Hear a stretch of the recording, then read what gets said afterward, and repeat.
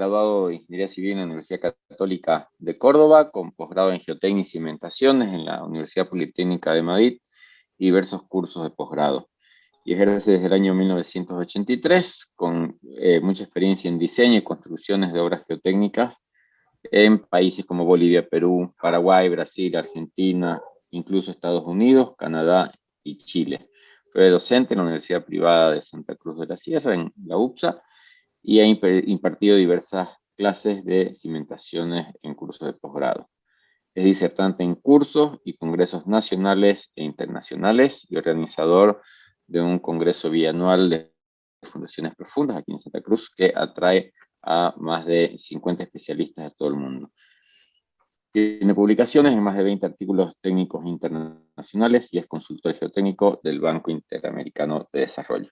Con esa presentación, Mario, te dejo la palabra. Hemos hablado de aspectos normativos, de criterios de diseño, de formas que se deben usar en los controles para que las cosas salgan bien. Y las cosas salen bien o mal en función de decisiones que se van tomando, lo que tiene que ver con las responsabilidades, porque muchas veces un ingeniero puede hacer un proyecto maravilloso y después se lo deja de lado durante la ejecución de la obra y se toman decisiones en base a criterios no necesariamente técnicos.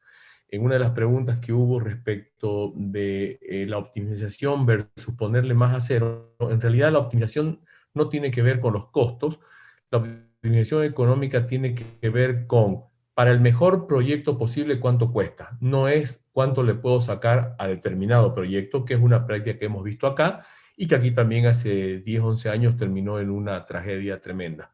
Entonces, yo lo que quiero hablar ahora es de algo menos abierto, digamos, y centrarme más en decir, ¿qué pasa con la tecnología? ¿Por qué es importante estar en la vanguardia de la tecnología? Y no es solamente en este caso para la construcción. Aquí tenemos amigos que están, por ejemplo, en el campo agrícola, y ellos podrán decir cómo es la tecnología de hoy respecto de la que era hace 20 años y la diferencia que tiene esto en los resultados.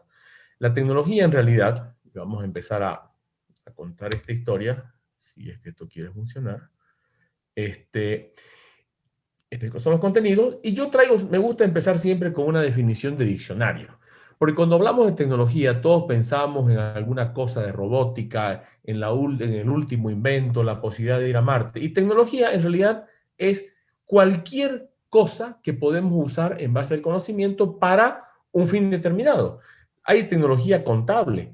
Una pala con la que uno cava es una tecnología hoy en día obsoleta, pero fue una tecnología de vanguardia en su época. Entonces, cuando hablamos de tecnología, en realidad nos tenemos que referir sobre todo a la tecnología de vanguardia, porque todo lo que hacemos en construcción y en cualquier actividad humana tiene que ver con tecnología.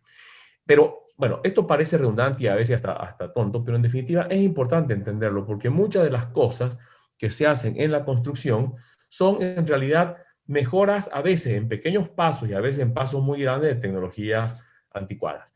Yo les quiero mostrar así en un par de minutos algunos conceptos de tecnología que cambiaron la historia de la humanidad en su momento. La lanza se inventó hace más o menos 500.000 años. Hay registros de lanzas, o sea, de puntas de lanza, de la época previa al Homo sapiens. Se creen que son del Homo heidelbergensis, que es uno de los muchos bichos que nos anteceden, antes inclusive de los neandertales. Y eso, hasta que se pudo inventar la flecha, pasó a la friolera de 480.000 años. Hasta hace 20.000 años no se usaba la flecha, porque el gran invento no es la flecha, es el arco. Entonces uno dice, a ver, ¿qué pasó? Y ustedes entenderán que el que usaba lanzas al principio tenía ventajas respecto de los que lo rodeaban, y el que empezó a usar el arco y la flecha tenía mucho más ventajas. Y si encima de eso aparecen puntas de flecha de bronce o de hierro, esos tipos se llevaban al mundo por delante. Ahora, todo lo que tuvo que pasar desde que se inventó esto a estas flechas modernísimas con arcos, con poleas y bla, bla, bla, son 500.000 años. El anzuelo son por lo menos 300.000 años de evolución, desde los primeros anzuelos que se han encontrado, posiblemente son anteriores a la lanza porque era para comer, hasta un anzuelo moderno. Entonces uno dice, a ver, este inventito que tiene esta punta con un gancho es un invento absolutamente genial. Hoy nos parece muy sencillo, lo mismo que un tornillo. Inventémoslo, pues. Hay que entender cómo funciona. Es exactamente como una estructura. Tengo que entender lo que estoy haciendo. La rueda, todos decimos, sí, la rueda, qué inventazo la rueda. La rueda tiene 4.000, 5.200 años, no tiene más de eso. Y los primeros 1.000 años se la usó como un tornito para hacer piezas de cerámica. La rueda tiene como uso en carros de combate 4.000 años o hasta 4.500 años. Y los que empezaron con los carros de combate, esos tipos sí que ganaban todas las guerras, obviamente. Pero para poder hacer eso tuvo que pasar mucho tiempo. Y no fue la rueda el gran invento. El gran invento fue el eje. Porque yo puedo tener una rueda, pero si no la junto, no tengo con qué juntarla, no entiendo cómo funciona. Y aunque les parezca mentira, si se ponen a pensar, resolver el problema del eje no es un problema menor. Si el eje está fijo en la rueda, si el eje es móvil, cómo hago para que no se rompa. Entonces, todo eso que ha llevado conocimiento, fíjense, 500.000 años, 4.000 años, y desde la rueda esta, que es la rueda de carro que se usaba hasta el siglo XVIII, a lo que es una rueda de Fórmula 1 hoy, obviamente es redonda, da vuelta y me transporta, pero la tecnología que hay por detrás para haber llegado a esos niveles es muy, muy impresionante. Y que sin la rueda, no habría industria sin rueda. Todo gira. Un motor a combustión interna me transmite un esfuerzo giratorio a un cigüeñal. No podemos comprender prácticamente ninguna industria que no tenga partes rotativas, giratorias. Entonces, es un inventazo, es un súper invento. Y la habilidad del ser humano ha estado en ir mejorando esos inventos. Las máquinas empiezan como tal a fines del siglo XVIII, 1780, la revolución industrial a principios del siglo XIX. Y se dice que el conocimiento humano se duplicó desde que hay registros o históricos o protohistóricos, más o menos hasta el Renacimiento. Se vuelve a duplicar el conocimiento humano entre el Renacimiento y la era industrial. Se vuelve a duplicar el conocimiento entre la revolución industrial del principio del siglo XIX hasta la Primera Guerra Mundial. Y eso fue cada vez más corto. Hoy en día se considera que se duplica todo el conocimiento humano existente en menos de 2 años. Si ustedes se ponen a pensar eso, es algo que no entra en la cabeza. Da Vinci podía tener todo el conocimiento humano. Hoy en día es imposible que una persona tenga todo el conocimiento de una subespecialidad de cualquier profesión. Entonces, eso ha cambiado la forma de ver y pensar. ¿Y por qué se puede hacer eso? Se puede hacer eso porque tenemos las herramientas que nos permiten concentrar el conocimiento de manera eficiente. La primera computadora es de la década del 40. Esta máquina que ustedes ven, que es un poquito posterior, el 52 más o menos, tiene más o menos 10 millones de veces menos potencia que un celular. Entonces, oye, cada válvula que uno puede ver acá equivale a un transistor. Hoy en día, un chip nuevo tiene 3.000 millones de transistores incorporados. O sea, son números que salen de la capacidad de comprensión y eso nos lleva a poder ser muchísimo más productivos. En realidad, en mi opinión personal, somos mucho menos productivos en comparación con lo que había antes si usamos la comparación de la tecnología que tenemos hoy en día. Aquí ya les pongo una foto en que se muestra todo. Hoy todo tiene electrónica. Electrónica entendida no solamente como el circuito, sino la capacidad de manejar, además de procesos, información. Todo tiene electrónica. Estas máquinas son básicamente 3 computadoras que son las que manejan todo aquí adentro. ¿Eso qué permite? Una cosa muy importante que la vamos a ver enseguida. Permite poder captar información, almacenarla y usarla. En las obras de ingeniería, cualquier información que no se registre adecuadamente se pierde. Y es un crimen. Y los responsables somos los ingenieros. Porque nosotros hagamos la obra que hagamos, siempre puede haber algo de lo que se aprende. Y en muchas obras, en cualquier puente grande, hay algo de lo que se aprende. Y si yo no registro esa información de manera adecuada, la perdemos. Entonces, ¿qué es lo que se viene o qué es lo que ya se está usando? Nosotros tenemos que entender cuáles son las tecnologías que harían falta o que se pueden hacer hoy en día con la tecnología disponible. Ojo, la tecnología muchas veces está por adelante de la práctica común. Por ejemplo, en los estudios. Yo pongo los estudios antes que los proyectos. Yo para hacer un proyecto ya tengo que tener el estudio de mezclas que se mencionó, tengo que tener un buen estudio de suelo, tengo que tener un montón de estudios previos para entrar a los proyectos. Entonces, hoy en día, en los estudios que tenemos para estructuras, para instalaciones, para geotecnia, el primer secreto son profesionales capacitados. Son los que tienen la tecnología en software, digamos, de cómo hacer las cosas. Yo no puedo, hoy en día hay disponibles modelos de los que yo puedo sacar información. Hoy en día hay software que me permiten hacer estudios buenísimos. Por ejemplo, es inadmisible que, no solamente acá, yo les mostraría estudios de suelo en Boston, dan vergüenza, porque seguimos utilizando métodos de hace 70 años, siendo que hoy en día hay sistemas electrónicos que me permiten medir la resistencia del suelo a cada centímetro con una calidad impresionante que además es verificable, porque cuando yo hago un SPT y escribo a mano 3 golpes, a las 8 de la mañana son 3 golpes y a las 12 del día son 20 golpes porque el tipo está cansado y usa mal el martillo. Entonces, a ver, hoy en día no hay pretextos para no usar tecnología. ¿Por qué? Una cosa que dijo Alberto al principio es que la tecnología tiene que estar disponible, obviamente. Entonces, hoy en día hay tecnología disponible. En nuestro medio hay tecnología de vanguardia. En los medios próximos también hay tecnología y hoy en día la disponibilidad ya no se centra tanto en tenerlo en mi ciudad como en poder acceder a tecnología en plazos y costos razonables. Cuando yo me meto a trabajar en proyectos, de nuevo, el primer elemento de tecnología son profesionales capacitados. ¿Qué quiere decir eso?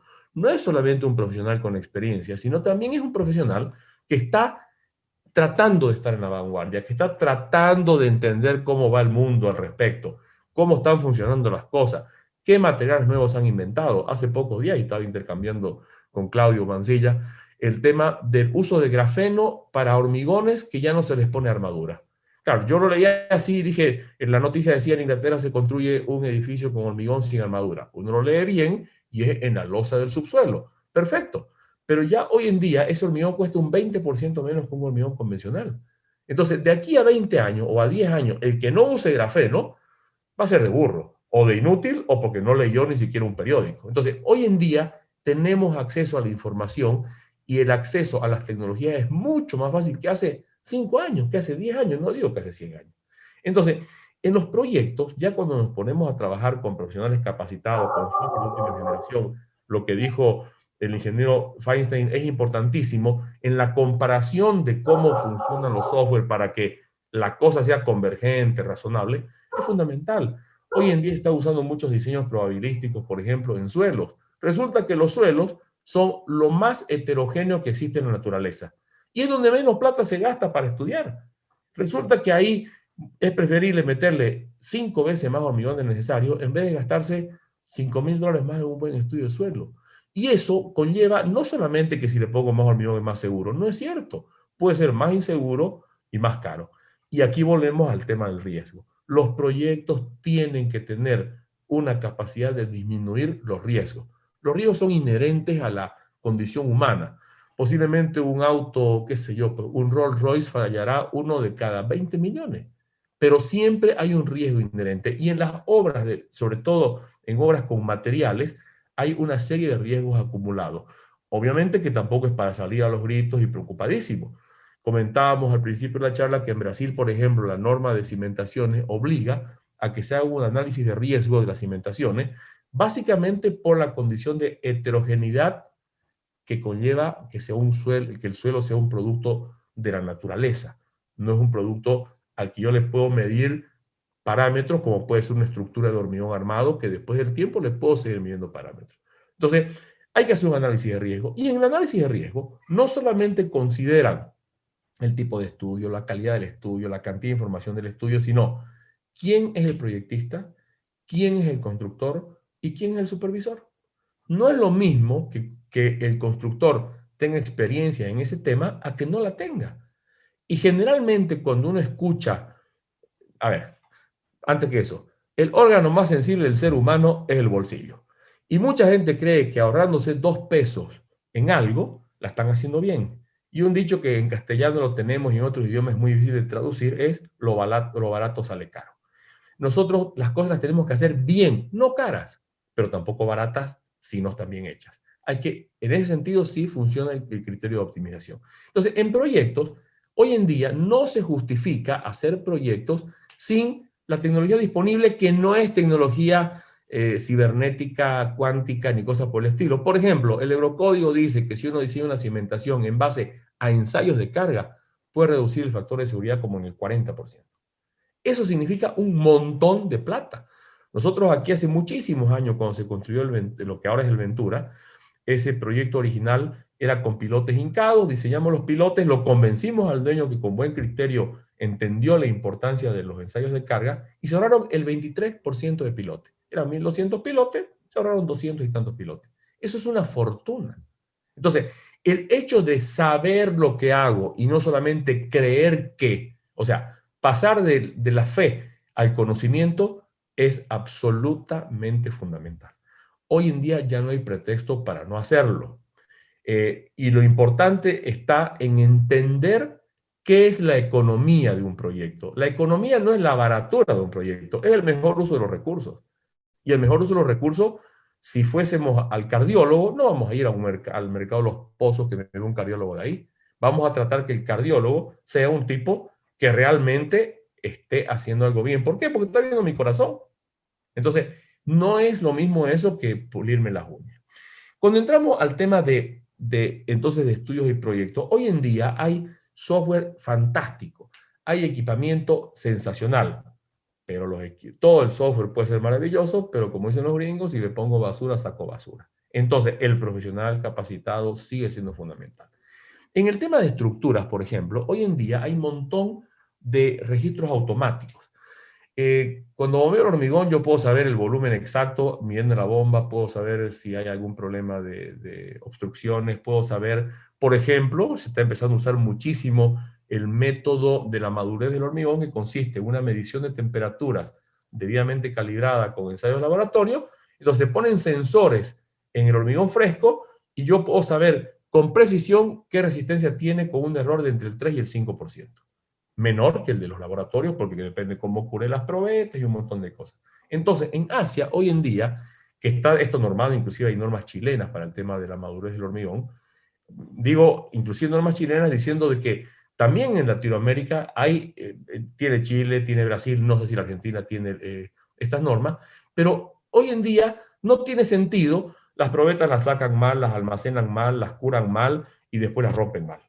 Entonces resulta que de las 4 variables, 4 hacen mal. Y no es una exageración. Ustedes que si han tenido experiencia van a ver que eso es la cosa más loca que existe. Porque son pocos los que se toman las molestias de hacer las cosas bien. Si yo tengo un sistema automático que me está generando información, que me la está guardando y que le puedo decir que me indique incluso cuando tengo las condiciones de resistencia para poner otras losas, aumentar las columnas, tensar los cables, lo que me ahorro en tiempo es impresionante y sobre todo tengo un registro trazable. Entonces, eso es un ejemplo de equipos para la construcción, pero tengo drones, aquí lo veo a nuestro amigo Coco Fernández, él usa los drones de hace un montón de años para ver el avance de sus obras, pero lógico, es mucho mejor hacer volar un aparato que me puede medir con una precisión del centímetro que tener que ir cada cierto tiempo con un montón de topógrafos. O sea, hoy en día hay cosas que ya dejan de tener sentido. No es porque no sirva la tecnología, porque si no tengo un dron lo puedo hacer a pie. Pero hoy en día no usar una buena nivelación láser y seguir con la manguerita con agua, digamos que para una cosa muy chica va, pero para el resto no tiene sentido. El tema de la robotización. La robotización entendida no solamente como el equipo autónomo que me puede hacer reboques, por ejemplo, o pintura, que hoy es una cosa fantástica, uno pone un aparato, le pone el tacho de pintura, el tipo mide todas las distancias, uno le pone los parámetros y se va a dormir, y al día siguiente el tipo pintó un piso entero. ¿Cuánto cuesta ese robot? $22.000. Entonces, oye, ¿y qué pasó que no estamos en eso nosotros? De nuevo, es responsabilidad de todos, los propietarios, los inversionistas, los ingenieros, estar no en la vanguardia porque yo tengo un robot y soy el tipo de la película. No, no es eso. Es un tema de economía bien entendida. Hoy en día, por ejemplo, no trabajar con software de control, no usar el BIM, no usar realidad aumentada para un montón de cosas, ya está empezando a ser absurdo. Hay obras que no justifican que uno ponga ese montón de esfuerzo por la simplicidad que tienen, pero hay otras obras en que en realidad el día de demora en la entrega de la obra significa un montón de dinero, así que es fundamental. Y un poco reforzando lo que decía Oscar, los sensores en las obras hoy en día son inmensamente más baratos que antes. Entonces, no tener sensores de deformación, de asentamientos, de montón de parámetros, y eso no es que hay que llenar al edificio de cables, no, hay que saber elegir dónde poner qué sensores, y eso me va dando información, tiene señales de alertas automáticas. Entonces, muchas veces, ¿cuál es el problema? El dueño dice, no, ya me he gastado 45 millones de dólares, ¿cómo voy a poner sensores que cuestan 5.000? Entonces uno lo mira y dice, a ver, macho, ¿qué te pasa? Entendamos que aquí lo que estamos haciendo es precisamente evitar que aparezca de aquí a 15 años un problema cuando ya es difícil y carísimo de solucionar. La reparación siempre es mucho más cara que la buena construcción. Si yo hago una construcción barata más la reparación, siempre me sale más caro que construir bien. En el tema, yo aquí he separado estructuras de fundaciones precisamente porque las estructuras, si bien tienen un montón de riesgos, hay una cuestión de dificultades inherentes, en las fundaciones nos estamos metiendo en el suelo y yo no veo lo que he construido una vez que lo he construido. Entonces, en las fundaciones, hoy en día, no tiene sentido no hacer buenos ensayos de carga, no tiene sentido, por ejemplo, medir la fuerza que recibe un pilote es algo que hasta hace 5 años está bien, es bonito, es muy, muy interesante, pero resulta que hoy en día yo puedo instrumentar prácticamente toda una fundación completa gastando relativamente poca plata y puedo saber la carga real que recibe cada elemento a lo largo de la construcción y de la vida útil del pilote. No cuánto cuesta, cuánto vale eso. Vale un montón para evitar problemas, como también comentó creo que Oscar, que un tipo aparezca y le pongas los archivos para el piso que está diseñado simplemente para 2 kilos por metro cuadrado. La Fuerza Aérea tiene el edificio Alas Algo. Vos tal vez, Alberto, te acordás mejor. Y no faltó que varios balcones pusieron los archivos. Se cayeron todos los balcones. Eso fue un papelón, porque realmente un balcón que está previsto para que suban 4 personas, le pusieron unas paredes, no sé, de vidrio o de qué, y le metieron archivos adentro. Entonces, ¿pero qué les pasa, digamos? ¿Dónde estuvo esa etapa de control del que no sabe, le pregunta al que sabe? Y ese es uno de los problemas que hay en todo el mundo. Obviamente que países más avanzados tienen sistemas de control y regulación pública mucho más confiables que los nuestros, pero en todos lados se cuecen habas, ¿no? Entonces, en el tema de estructura, lo que es construcción y las fundaciones, hoy en día hay tecnología como para que uno no solamente sepa lo que está haciendo, sino que se quede tranquilo. Y yo les pregunto, después de estas desgracias que hemos estado viviendo, con esos colapsos de edificios, ¿ustedes preferirían hacer una inversión en un edificio que saben parámetros de las cimentaciones o unos que no saben?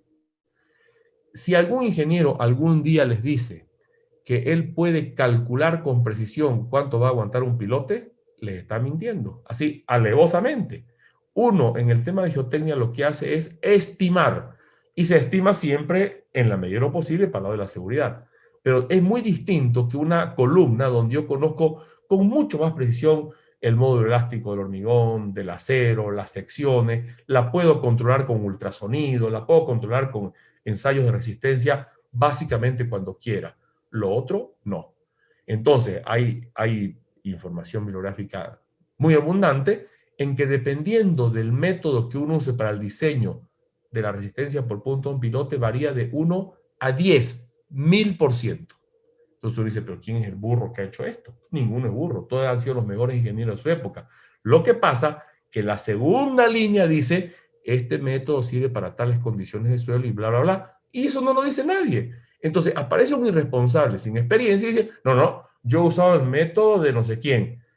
Claro, ¿qué puede hacer una persona que está invirtiendo, si está confiando en ese ingeniero y de pronto no puede entender cuál es el criterio para esas diferencias?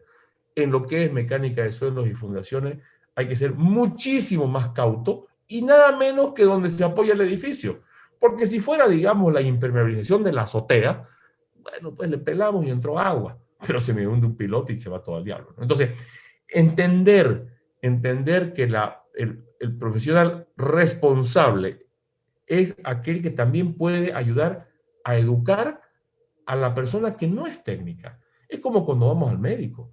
El médico nos explica cosas para educarnos, cómo tenemos que comer, cómo tenemos que hacer ejercicio, yo no hago, cómo tenemos que tratar de dormir bien, porque nosotros creemos que sabemos todo. Un ejemplo que tenemos todos los días, hoy son todos los expertos en vacunas.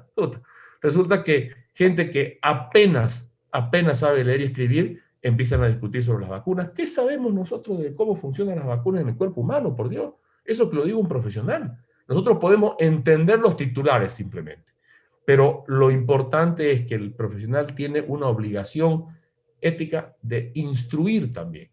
No es que se haga el tipazo, pero tiene que enseñar. Siguiendo con el tema de las construcciones, en las instalaciones, ¿qué tecnología hay? De nuevo, profesionales. Y lo que hay en este momento en nuevos sistemas para diseño y construcción de instalaciones es algo alucinante comparado con lo que había antes. Hoy en día, en tema de software, en tema de modelación, en tema, por ejemplo, el BIM, el Revit, todos estos programas que tanto nos impresionan, pues resulta que varios de ellos los inventó Caterpillar. ¿Para qué? Para ver que no se le cruce el cable de no sé qué con la tubería de no sé qué, con no sé qué tornillo en los motores. Los tipos tuvieron la genialidad de poder mostrar de manera tridimensional cómo iban las interferencias. Entonces, a partir de ahí, que eso ya tiene más de 20 años, hoy en día lo que se puede hacer en cuanto a diseños de instalaciones, o sea, estamos en otra etapa, no nos estamos dando cuenta lo que es esto respecto a lo que había hace 20 años. Después viene el tema de la supervisión. En muchas mentes se cree que el supervisor es el enemigo del constructor, y ese es el peor error. El supervisor es parte del equipo para que la cosa salga bien. Entonces tiene que haber una retroalimentación permanente. No tiene que haber alegría por los errores de uno del otro, al contrario. Y hoy en día el apoyo digital que existe, por ejemplo, los modelos digitales, los famosos planos as-built, hoy se hacen en forma digital. Se hacen los que se llaman twin projects, algo así como proyectos gemelos. Uno es la escala real, es la construcción, y el otro es eso mismo, como se construyó en detalle en digital. ¿Para qué me sirve eso?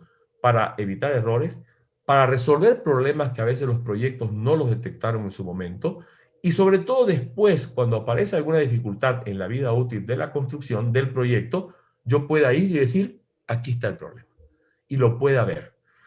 Entonces, la supervisión tiene una responsabilidad inmensamente grande, y la supervisión no quiere decir necesariamente que me tengo que tener un tipo de afuera. Hay proyectos llave en mano en que el constructor tiene que contratar su propia supervisión. Y la supervisión tiene que entender cuál es la importancia de su papel. Después, otro tema que hoy en día está siendo cada vez más importante, no solamente por la moda, es el tema de los aspectos ambientales.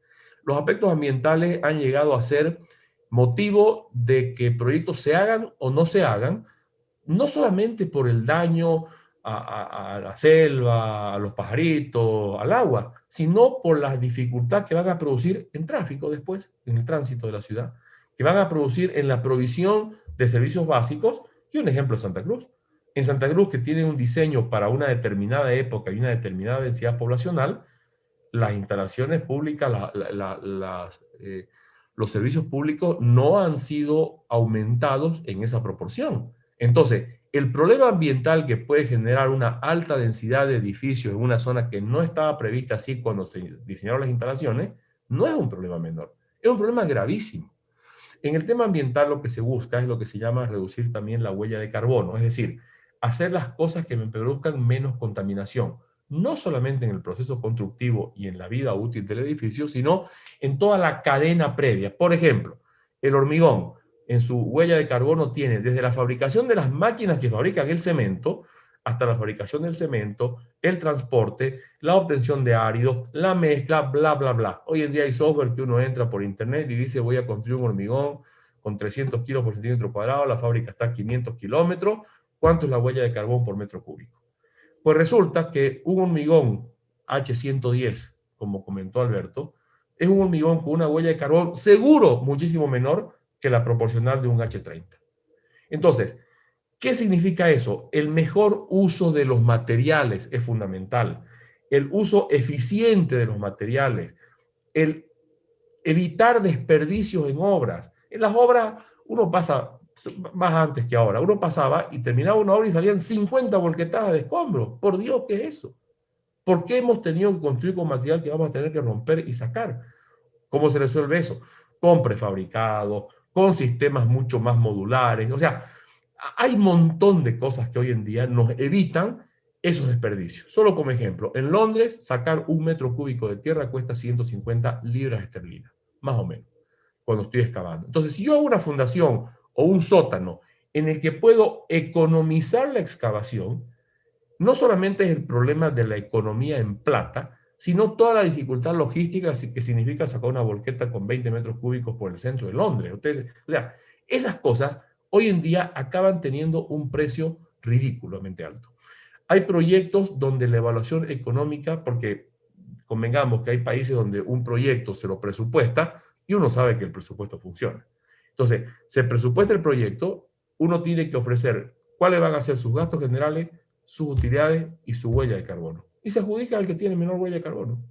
Porque es algo muy sensible, además de lo políticamente correcto, bla, bla, bla, que es lo menos importante del asunto, está el impacto directo que tiene en la calidad de vida y en el mal uso de recursos, que eso es lo que a la gente más le molesta.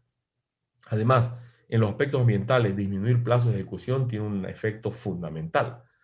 Y obviamente que si yo disminuyo costos de manera racional e inteligente, ¿qué estoy haciendo? Estoy disminuyendo el uso de recursos, que a su vez tienen un impacto ambiental importante. Entonces, si nosotros tenemos en cuenta todas estas fases de estudios, de proyectos, de construcción, supervisión y aspectos ambientales, realmente hoy en día tenemos en nuestro medio y en el medio muy próximo toda esa tecnología disponible. No se conoce toda, muchas veces es culpa de los mismos proveedores de servicios como nosotros que no la hacemos conocer suficiente, o la gente tiene el prejuicio que el que tiene tecnología es más caro, y es exactamente lo contrario. Ahora, todo esto sirve si tengo información. Si yo no tengo información, digamos que está bonito, pero no me sirve nada. Hoy en día la norma europea ya lo estableció en el 2017, 2018, todos los equipos de cimentaciones profundas tienen que tener registros electrónicos de sus procesos constructivos. Yo tengo que saber cuánto fue el torque, cuánto fue la fuerza, cuánto fue la profundidad exacta, si tuvo inclinación o no, del 100% de los elementos.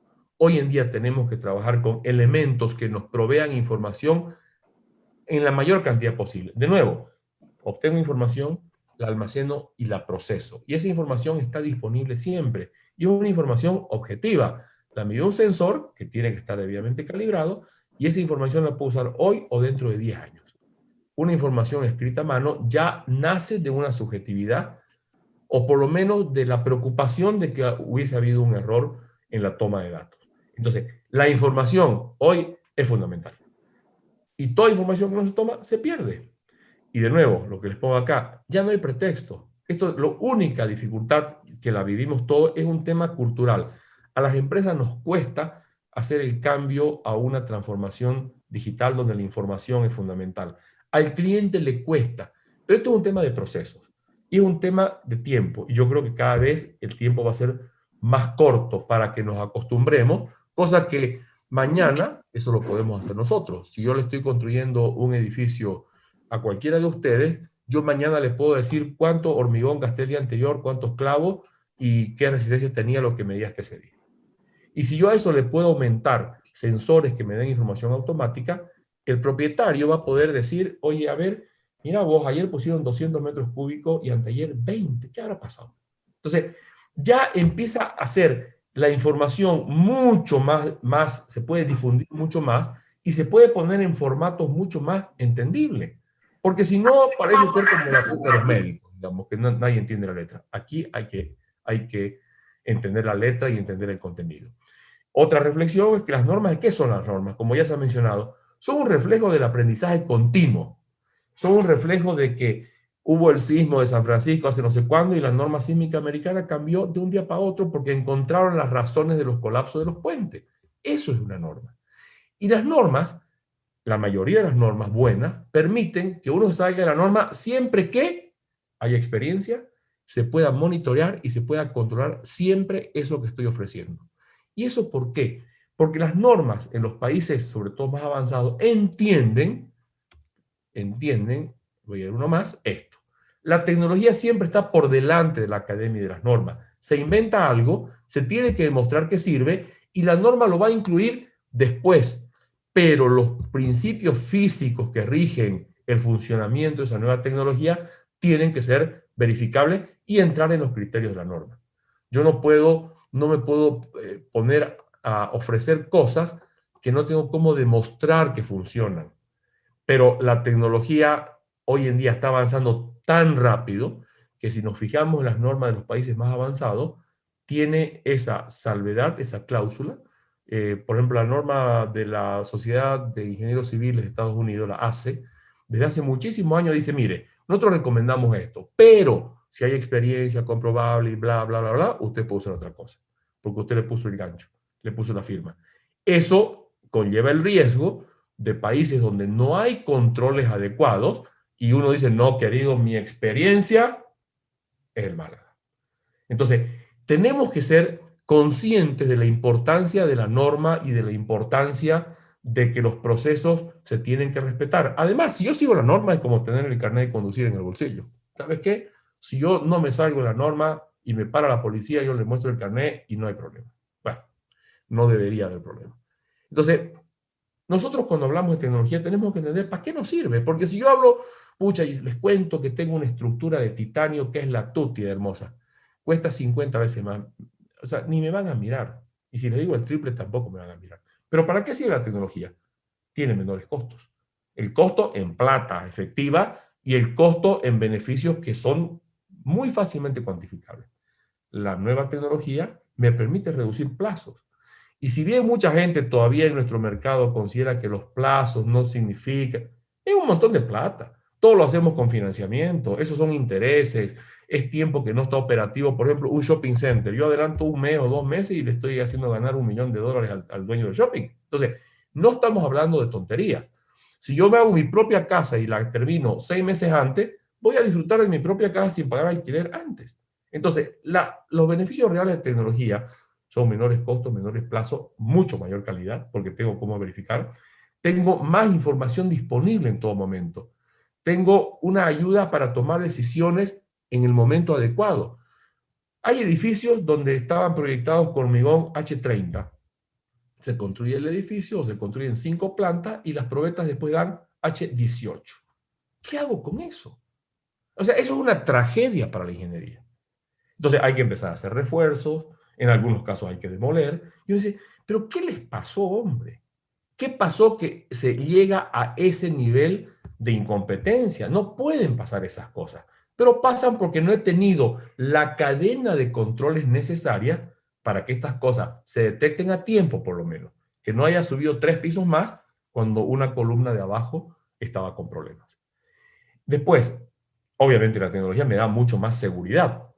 Si yo pudiera ensayar el 100% de los elementos con los que voy a construir algo, lo que sea, la estructura, las paredes, las conexiones, las fundaciones, yo puedo trabajar con coeficientes de seguridad bajísimos. ¿Por qué? Porque sé cuánto aguanta cada cosa. En realidad los coeficientes de seguridad hoy en día son básicamente coeficientes de ignorancia. Todo lo que no sé y puede pasar lo meto aquí por si las moscas. Entonces, eso es lo que hay que tratar de ir disminuyendo y ese es el desafío que tienen las nuevas tecnologías en la construcción. Entonces, lo que le decía, la tecnología va por delante de la academia y las normas, pero es la que alimenta a ambas. Y cada proyecto puede proveer información muy valiosa en la medida que yo tenga toma de datos. Esto no quiere decir que tengo que hacer un edificio que sea puro sensores. No, no, no, no. Son cambios pequeños, son cambios paulatinos además. Y como decía también Alberto, no es lo mismo un edificio muy regular, cuadrado y con un núcleo central, que ese edificio donde tiene unas columnas inclinadas que le tienen que poner hormigón de 1.100 kilos por centímetro cuadrado. No es lo mismo. Entonces, las cosas tienen que ser adecuadas. Y por eso que a mí me gusta usar la palabra de entender la economía de los proyectos. Es el uso adecuado de los recursos. Y eso es lo que tenemos que entender nosotros. En Bolivia tenemos tecnología. Nosotros tenemos tecnología, hay otras empresas que tienen tecnologías también, y ya no tenemos pretexto para hacer las cosas mal. No puede venir uno y decir, no, no, no, yo cobro más barato y mis cálculos me dicen esto. Ya cuando uno empieza con esa historia, hay que empezar a sospechar. O el que viene y dice, ¿sabes qué? Yo a tu proyecto te lo hago más barato y entonces yo como te ahorro me das plata a mí. A ver, esto no es un tema comercial. El negocio obviamente que es lo que motiva a que tengamos empresas, pero la buena ejecución de las cosas no es un tema que se negocia. Yo no puedo negociar la calidad por plata, porque eso es como ir al médico. Vayan a un médico de 50 pesos o uno de 400 pesos, a ver con cuál les va a dar más tranquilidad. Solo que la salud la entendemos distinto que una inversión que puede significar los ahorros de toda mi vida. Entonces, mi conclusión, ¿cuál es? Tratemos de, en la medida de lo posible, irnos tecnificando. En las industrias de muchos de ustedes están con la tecnología de recontravanguardia y entienden por qué es esto. Entonces, en la construcción también se puede hacer. Hoy en día la tendencia de que las tareas repetitivas sean robotizadas es una cosa que en 10, 15 años, hoy en día hay robots que me hacen casas, los chinos han inventado una máquina que puede hacer 42 casas de 80 metros cuadrados por día. O sea, no estamos hablando de burrera, es una máquina, es como un puente que va avanzando y con hormigón va haciendo las paredes y todo.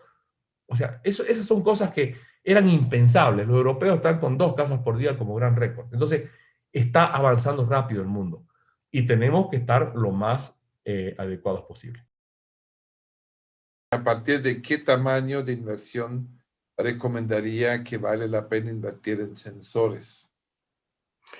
Eso depende de los sensores de los que estoy hablando y del tipo de estructura. Una casa, como mencionaba también Alberto, puede tener unos voladizos ridículamente grandes, aunque la casa no sea tan grande y la inversión no sea tan grande, y que sería muy bueno monitorearlo. O si yo estoy en la Ciudad de México, donde los asentamientos permitidos son de 30 centímetros, antes eran 50, o sea que ahora han mejorado, porque los suelos son una porquería, así yo haga algo chico, algún sensor conviene poner. Lo que está claro es que si se hace con inteligencia, no hay que monitorear una estructura enterita. Uno puede establecer puntos críticos en los cuales se toman las mediciones. Entonces, eso depende muchísimo de lo que estoy buscando. Pero cuando es básicamente seguridad, a ver, si se pudiera, se puede hacer desde inversiones muy chicas. Hoy en día, y nada más que como un ejemplo rápido, hace 30 años un acelerómetro costaba más o menos $200 y se usaba para muchas mediciones. Hoy en día en el mundo hay cerca de 20.000 millones de acelerómetros en los celulares. Hay 3 por celular. Entonces, esto ha hecho que un acelerómetro hoy en día cuesta 7 centavos de dólar. Y ese es un poco, no en esos niveles tan drásticos, pero es un poco la tendencia. Sensores que hace 10 años costaban $1.000, hoy cuestan 100. Entonces, usar la inteligencia para ver qué quiero saber. Por ejemplo, a mí me tiene fascinado esta cuestión del método de la madurez del hormigón, donde se ponen unos sensores de temperatura que además me hacen ganar tiempo, porque yo sé con mucho más anticipación cuánto aguanta el hormigón y en general es más rápido la ganancia de resistencia. Entonces, no hay una receta para estas cosas. Depende mucho de lo que yo quiera conseguir. Es básicamente eso, pero lo que es importante es que cuando estoy hablando de seguridad es fundamental. No es lo mismo un almacén para guardar azúcar que un hospital donde las deformaciones son casi inadmisibles por los equipos de alta tecnología. Entonces, depende mucho el uso también, no solamente de la inversión ni el tipo de estructura. Cuando hay problemas, cuando hay casos de colapso, ¿cómo se puede, estadísticamente o la experiencia que ustedes tengan, en qué parte se puede atribuir a fallas humanas de los arquitectos, constructores, supervisores, y en qué proporción a factores exógenos, a factores en que no tienen la responsabilidad de los constructores? Hay estadísticas, por ejemplo, en la industria aérea, donde dicen falla humana 90%, algo así. ¿Hay algo así para esta industria, Mario? No, pero hay una cosa que sí que es muy importante. Yo les puedo decir que el 100% en el fondo es por negligencia y responsabilidad o algo de las personas. Los materiales no saben ni de matemática, ni de modelos numéricos, no saben nada. Yo al material lo pongo y el que decide poner el material es una persona. Yo al material no lo controlo y el que decide eso es una persona. Entonces, en rigor, si se hacen las cosas bien, ¿qué quiere decir hacer las cosas bien? Que si yo compro acero, sepa su origen y tenga un certificado de calidad y no venga de un lugar oscuro y el acero cuesta la 1/4 parte y aguanta la 10ª parte. Si hacemos las cosas bien, el nivel de riesgo, que caiga un meteorito, por ejemplo, es inevitable. Pero en la mayoría de los casos es por algún tipo de descuido o negligencia. No siempre consciente, también eso hay que decirlo, porque, por ejemplo, no creo que nadie conscientemente va a dejar que se caiga un edificio como el que se ha caído recién. Sin embargo, cuando salga el informe final se va a saber qué pasó, y el qué pasó siempre tiene personas que pueden ser responsables. Ahora, la responsabilidad es fundamental también compartirla entre los que toman las decisiones. Yo como ingeniero hago un diseño estructural fantástico, que es impecable, y el supervisor tiene otra opinión o el propietario tiene otra opinión o un asesoramiento malo o porque cree que puede economizar, ¿quién es el responsable? Si el que era responsable no puede seguir haciendo que se cumpla su proyecto, él ya no tiene responsabilidad. Entonces, este tema ya lo está mencionado en el código de Hammurabi, que es el primer código escrito de la civilización de Homo sapiens, donde dice, señor, si se cae una casa y mata al dueño, lo matan al constructor porque ese fue el responsable. Si lo que muere es el esclavo, le matan a un esclavo o le llevan un esclavo al otro. O sea, la responsabilidad objetiva en la obra es primero del constructor. Es al que primero agarran y ahí recién se empieza a investigar qué pasó. Cuando pasaron más de lo que establecen los códigos civiles y penales, qué sé yo, de 5 años, 10 años, ya no lo pueden agarrar al constructor porque tiene que ver con otras cosas. Pero la responsabilidad objetiva cuando el colapso es nuevo es del constructor. Por lo tanto, el constructor también tiene la responsabilidad de decir, oye, esa viga no va a funcionar, hombre. ¿Cómo se les ocurre construir esa viga? Entonces, ahí es un tema muy complejo, porque entonces el dueño dice, ah, mira, yo te firmo un contrato, vos tenés que hacer lo que yo te diga. Entonces, firmame que si se cae no es culpa mía, yo no firmo nada. Entonces, el tema de la responsabilidad es un tema bien complicado. Los elementos exógenos tienen básicamente que ver con eventos naturales. Las estructuras sismoresistentes no están diseñadas para que no se caigan, están diseñadas para que la gente no se muera. Y cuando fue el último sismo de Chile, que fue realmente potente, hubo edificios enteros que las columnas de base se rompieron, no se colapsaron, el edificio quedó inútil y no se murió nadie, porque esa es la función de una estructura sismoresistente. Entonces, hay que entender que los únicos eventos fuera de la responsabilidad de las personas son los eventos naturales, sobre todo los inusuales, porque si en Miami alguien no diseña para huracán, digamos que medio no funciona la cosa, ¿no es verdad? O si en Perú no se diseña para el sismo, está mal, no me lo permite la norma. Pero no hay como... Y en aviación, en realidad, es falla humana, es falla de operación de las personas, pero en rigor siempre es una falla humana. Se olvidaron de ponerle combustible en galones y lo pusieron en litros, y bueno, y la máquina no llegó a Marte, y así es nomás. Y el burro que hizo eso, no sé qué estará haciendo ahora, pero esas son fallas humanas siempre. Lo que pasa es que a nosotros como ser humano nos gusta que otros tengan la culpa. Es fantástico eso. La culpa siempre es del otro. Entonces, si nosotros asumimos la responsabilidad y hacemos que valga la responsabilidad en todo su alcance, no hay drama. El tema es que todos tenemos que estar de acuerdo con ese concepto, ¿no?